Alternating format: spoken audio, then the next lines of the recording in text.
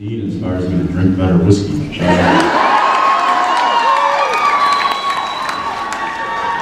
No, in all honesty, I think that there is a moral compass to Dean that inspires me to always strive to fight for the weak and do the right thing, and no matter how difficult it seems, and be strong in moments where I want to be weak. I'd say loyalty and protectiveness I feel towards my family, and not just my immediate family. Family doesn't end with blood. Yeah. I'm very protective of my friends and family, and you know, I kind of use that because I think Dean very much like that too. He could analyze things a little better than he does, because it's obviously gotten Dean into trouble before, just, you know, acting without really thinking. Although that's, you know, one of the reasons I love Dean, is because he just follows his heart. He does what he thinks is right in the moment. You know, I think I'm proud of Dean when he does selfless acts, when he gives himself up for the greater good. He always seems like he's willing to sacrifice himself to save his brother, or to do the right thing, or to save people, or, you know, he puts himself on the line, and that's one of his traits that I really like and envy. So there's probably many examples of that, but I think in general that makes me proud of him. In the final episode of season 9, there is a moment in which Dean says to Sam, "I'm proud of us." So I was wondering, what makes you feel proud of your character? Moments like that. Okay. Honestly, you know, getting to play a character that can be so tormented and so war-torn and so scarred and so jaded. The fact that he still fights for the good team, that's what makes me proud to play him on a daily basis, year after year. Is that, you know, he's an unlikely hero, and I think, in my opinion, those are the characters that I admire and I enjoy. Somehow can always get his compass to point to good, and to do the right thing, or at least try to do what he thinks is the right thing. And I think that that's a redeeming quality that I'm proud of in his character. So, there you go. I like the fact that he never gives up, kind of thing. Like, even when he says he gives up, he doesn't really give up. You know, there's a lot of traits to Dean that I really like. There's a lot of traits to Dean that I don't like too. I don't like that he eats so much. I think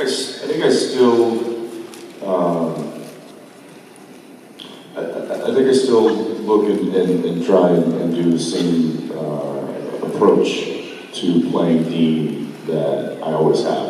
Maybe I'll say that it's gotten a little less complicated, maybe a little bit more easy. Luckily, Eric wrote such a great character early on that it really kind of established who he was in my head very early on, and I try to keep that consistency now for 12 seasons. So, I mean, you could write a dissertation about the evolution of Dean's character at this point. I think that I like where it's gone. Could it have gone 1,000 different ways? Sure. Everybody's done things in their past where they're like, maybe I could have done that a little differently. And I'm sure there are those decisions that Dean made in the past that he may have looked back on and been like, maybe I didn't make the right decision there. But you know what? It's made me who I am today, and that's what I have to live with. So I like where Dean is today, so my impression of his evolution is positive. I think that he has broken down some walls in the past. I think that he's certainly made an attempt to, but a lot of those walls that he's, the emotional walls that he has, is kind of how he's able to survive. And I think, you know, tearing down those those issues or those emotions might, I think, in his mind, leave him so vulnerable that he wouldn't be able to live the life that he lives. So I think it's certainly a defense mechanism. I'm no psychologist, so I don't know how deep that goes or what that means. Lynn, help me out. Pretty deep, right? I mean, Dean's pretty messed up. Yeah, but he needs to be. I think it's a tool. Like it's a defense mechanism, and I think he uses that to not just defend against emoting, but I think he uses it to really give him strength and courage to do the things that he does. Now, some of them are good, some of them are not good, but it kind of it's what makes Dean Dean. He's a complex character, and that's part of his complexity. I think Dean's trying to do the best he can, but some of those walls he needs. I think he relies on them as crutches. How do you like that, man? I think that there is a place inside the supernatural world where he feels right.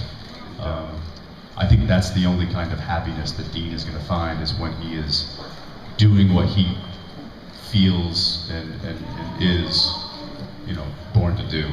His whole life has been leading up to, doing what he did in Purgatory, and that's, I think that's where he felt alive. Being with his brother and doing that is the happiest he is. And it's like I'm at my best when I'm sitting in the driver's seat, running down the highway next to my brother, chasing after ghosts. I think that is his happiness. It's a messed up way to be happy, but I just, that's Dean, and that's that's why I like him, because he's a badass. Dean didn't have much of a childhood because he couldn't. I think his dad impressed upon him very quickly and very early that life was not going to be what you thought it was going to be. That your childhood as you know it, or as you thought it was going to be, is not going to be. It's going to be worlds different. And so I think Dean did have to grow up very quickly, and I think it was either an accept or reject situation, and he obviously accepted it, and he said, okay, this is my life, this is what I'm going to do. I'm going to follow my father, and I'm going to learn from him, and I'm going to be his student and his apprentice. And, so I think to have those kind of outlets, those imaginary friends, and that normalcy that I think most children probably have, Dean was, he almost, and I always think that he kind of reveled in the fact that he knew that wasn't, or he knew that what normal was, and that he didn't want that, and that he didn't have that. I don't think he missed it. I think at an early age, I think he was like, this is way more interesting. I'm on hunting trips with my father. I'm not going to recess. And then I think it wasn't until later in life when he started doubting that and thinking, like, how dare he steal that from me? How dare he steal my childhood from me? And I think that that's probably a conversation that he will have one day with his father, which I'd love to film that scene. I think Dean's, I'll answer the first question. Yes, I think there is a paternal instinct with Dean, and that I think stems from his brother. I think that he had to be not only a big brother to Sam, but he had to be a father figure sometimes to Sammy. And so I think that there is that paternal instinct that resides in him. I think his opinion of being a father is probably the same as his opinion of having a meaningful relationship with somebody, and that is that if he brings a woman, or if he falls in love with a woman, then he knows that he is putting that person in danger. And I think that if he was to father children, then that he would be bringing people into his nightmare. And Dean does not want to do that. He wants to save as many people outside of his nightmare as possible and protect the ones that he has now and not bring more people in, because that would just make it even more difficult on him. So unfortunately, I don't think that fatherhood is in his future, but I do think that he would make, I think he'd make a good dad outside the life of Supernatural.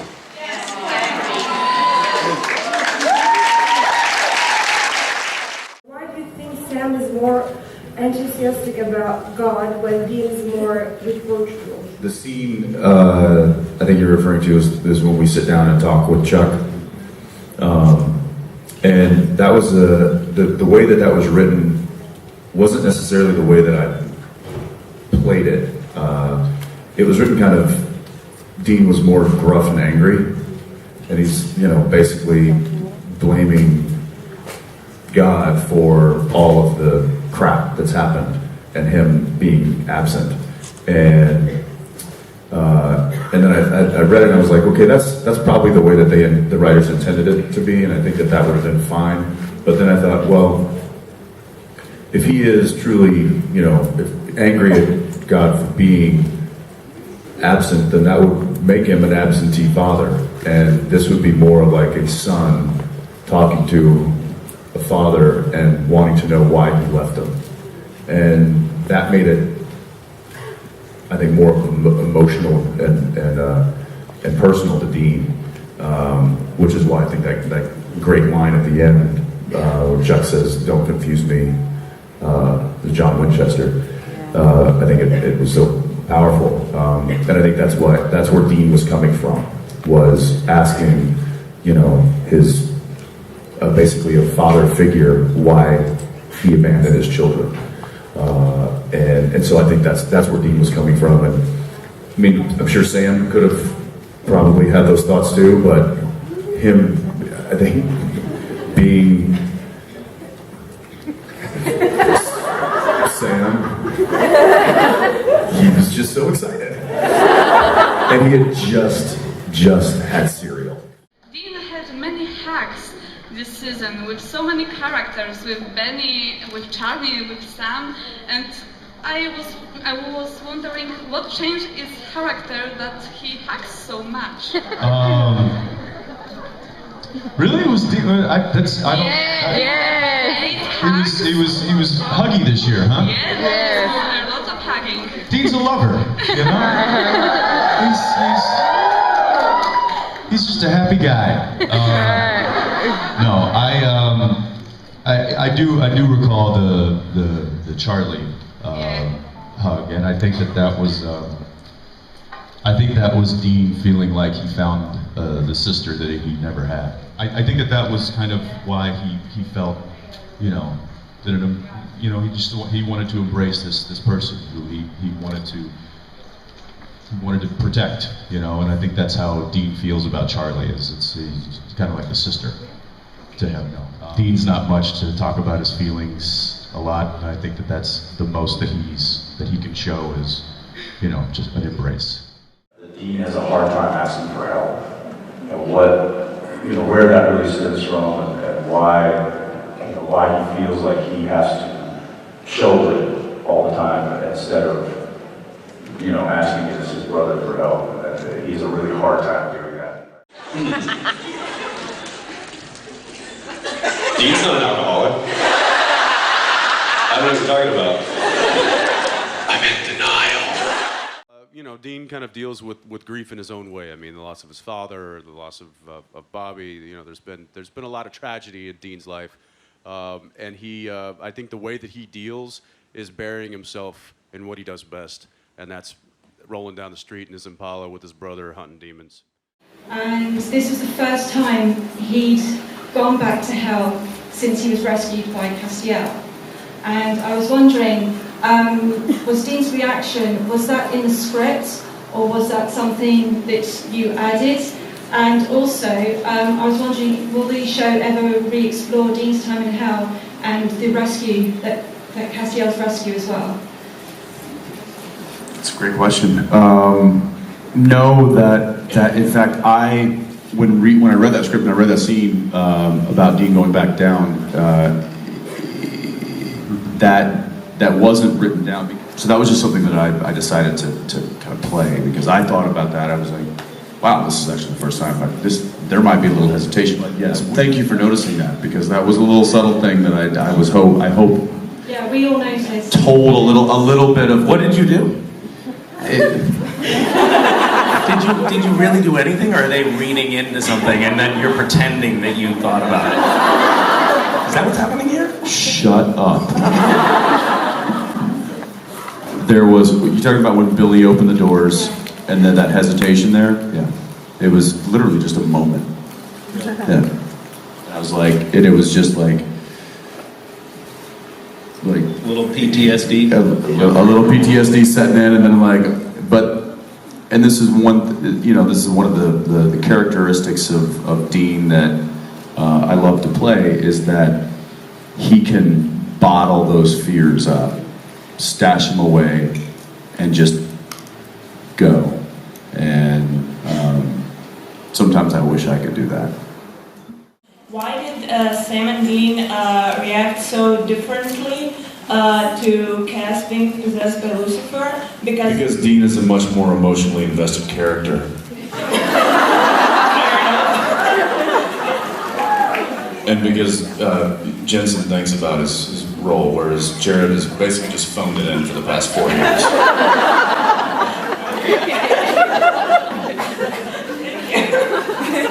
I'm just kidding. I mean, I'm not kidding, but I'll give you a serious answer. Dean, even though he was also concerned with the grand picture, was highly concerned for his friend. So I think Dean is just really concerned about the outcome of what this is going to do to Cass, and if Cass is ever going to recover or fall back into the fray or whatever, be back on the team, or if this is a sacrifice that he's going to have to live with, because Dean wouldn't live with that lightly. I mean, Dean feels a lot of guilt, and he's felt a lot of guilt for a lot of years. It's kind of something that it's a part of who he is. But I don't think that it necessarily drives any one decision that he makes. I think that he decided to go to say yes to the Mark of Cain because he got focused on a mission. And Dean is very mission oriented. You give him a task and he will do anything and everything to make it, to complete that task.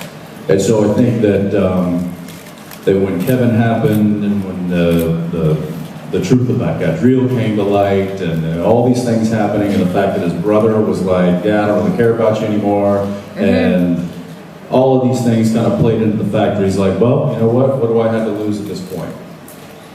So, yeah, I'm going to say yes, and I'm going to do something, and I'm going to go down swinging, and I'm going to try to at least swing for the fences, and maybe I'll hit a home run, and maybe I'll strike out, but damn it, I'm going to go to bat anyway. That's kind of what I think he was feeling in that. It was like, there's nothing to lose anymore, so why not? Why did he hesitate instead of just killing him? Because Dean at that point wanted to know if Cain was capable of stopping what he was doing. Because Dean wanted to know that it was possible, which would give him hope that he could stop feeling what he was feeling. And that was that moment of, please tell me that you can stop this. It's basically like, please tell me you can turn this off. Because if you can turn it off, that means I can turn it off. And when he said that I couldn't turn it off, then that meant that Dean was like, great, now I guess that means that I'm not going to be able to do it either. And that was you see, I tried to anyway, I tried to portray that, where it kind of lands on Dean, which is why he gets almost teary-eyed and upset, because now he has the realization that this isn't fixable. And that was what that moment was. Well, like Eric said, they had originally brought me in for the role of Sam, and a conversation with him on the phone before I came in, and he kind of gave me a spiel about Sam and what he thought, and then I read the script, and I was just like, what about Dean? I like Dean. He's funny. I actually kind of studied for Dean a little bit too, just in case. And I went in there and I read for Sam, and like Eric said it, and they were like, they were pleased with it. And they said, but they'd like to bring you back in for Dean, and I, of course, was very excited about it. And I came back in and was thrilled. So. I was reading about your character, Dean, and it says that he is sexy, sharp, witty, and badass. So how come you got the job? I'm wondering that myself, actually. That's news to me. Is it one of those roles that just comes along and you say, yeah, I've got to do this? This one was actually. I read the script, and I originally was supposed to read for Sam, played by Jared Padalecki, the brother to Dean. And I read the script and just fell in love with this Dean character because he was crazy, he was nutty, he was comedy and all kind of rolled up into one. And I was like, that's going to be fun to play. Will Dean ever get his pie? It's been a while, hasn't it? Yeah.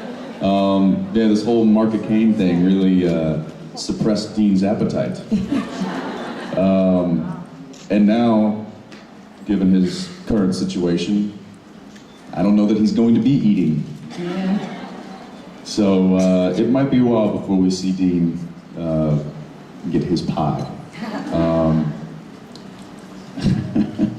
I don't know. It might be a while. At the end, yes, that'll be the end of the series. It'll be Dean in a cafe, just surrounded by pie.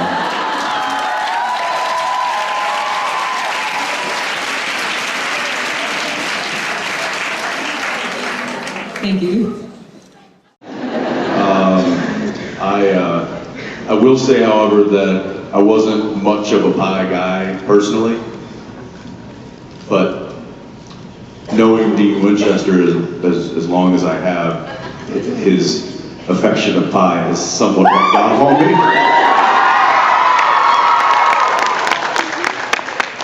And now I like pie.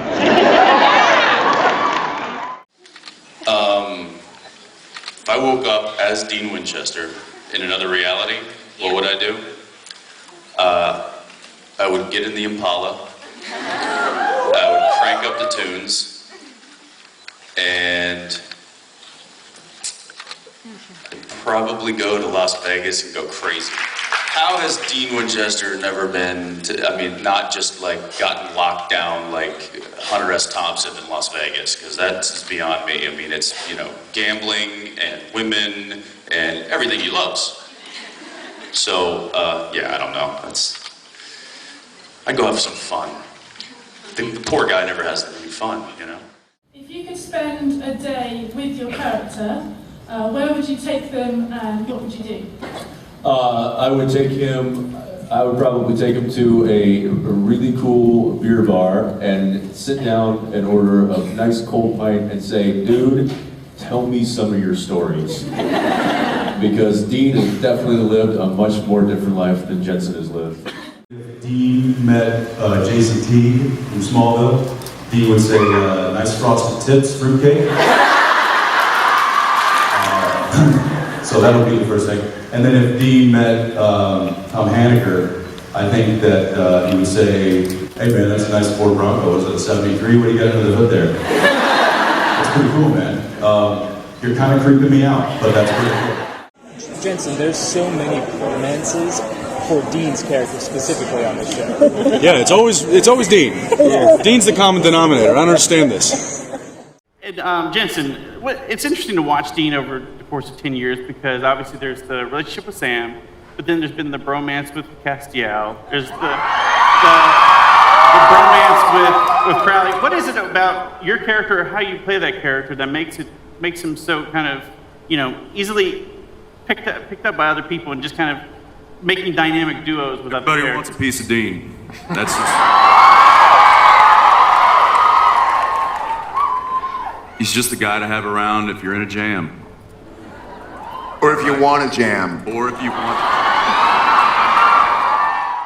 Why do you think it is that Sam hasn't had a romance in 10 years. He's cornered the market. He's had best buds in Benny and Cass and even Crowley. Because Dean's a whore.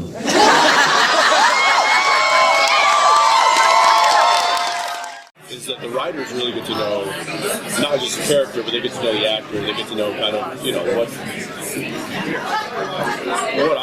where I'd like to go. Because I talk about the character with Jeremy, and I talk about the character with Bob.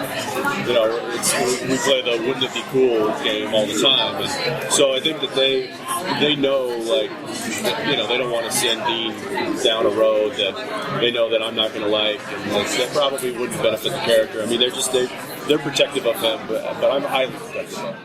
You get to shrug off the comfortable jacket of Dean and maybe try and play somebody else for a little bit. No, I am so comfortable. I am happy in the Dean world. I've always taken comfort in knowing that I can find the Dean within that storyline. And my only request was, do I ever not play Dean? They're like, no, you're always Dean. And I'm like, then I can play Dean in any situation. I can find a way to play him because I'm close to him, I know him. I really like my character, I really do. I've lived with him long enough, I haven't gotten tired of him.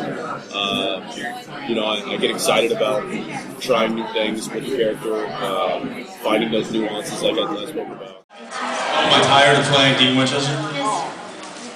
Why? Do I look tired? Is it coming across that I'm just fed up with this guy and I just want to kick him to the curb? Because I don't. I am so thankful of this journey that I've gotten to go on these past 8 years, and I couldn't. Look, there's a lot of great characters in film and in television and stories out there. I think I got a pretty good one. I'm pretty happy about it. What's similar from Jensen to Dean, right? And I would say in the beginning of the show, there was a lot more in common because I didn't fully understand Dean as a character because he kind of evolved as the years went by. And so I think in the beginning of the show, Dean was very much like Jensen. As the show has progressed, Dean has really kind of become his own character. I'm not quite like Dean, but it's fun to play Dean. When I put Dean's boots on, for instance, I instantly now I feel like I'm ready to play Dean. How does Dean influence Jensen? Well, he takes up a lot of my time. No, it's interesting because over 8 years, you grow up a lot as a person. We mature, we get older. We attain more knowledge. We have life experiences that kind of shape who we are as human beings. One of my major life experiences has been playing this character for 8 years. So absolutely, he's a part of, or he is, the experience of playing Dean has definitely given me an experience, a life experience that has helped shape who I am. I've spent 8 years with this, with this character, and one of the reasons that I kind of grow my facial hair out, but part of the reason I do that is so that I can see somebody different in the mirror. Because I literally, when I shave, I'm like, there's Dean Winchester. And so this kind of helps me shed that character for a few months out of the year and kind of purge myself. And then, come July, I shave and my voice gets down to here. We go back at it. But yeah, he's absolutely been a huge part of the better part of a decade. So that's a lot. What is the largest challenge of living with a character for that long? It'll be having to let it go.